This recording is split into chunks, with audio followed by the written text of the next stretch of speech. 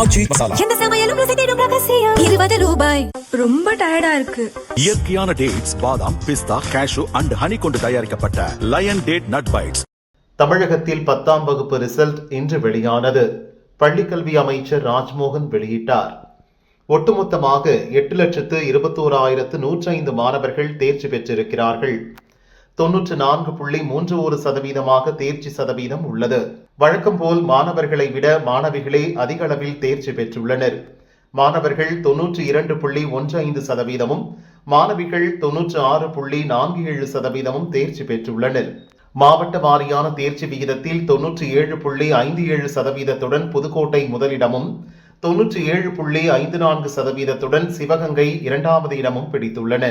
அதற்கு அடுத்தபடியாக 97.41% தஞ்சாவூர், 97.31% திருச்சி, 97.30% கன்னியாகுமரி உள்ளது. 1931 அரசு பள்ளிகளில் படித்த மாணவர்கள் 100% தேர்ச்சி பெற்று அசத்தியுள்ளனர்.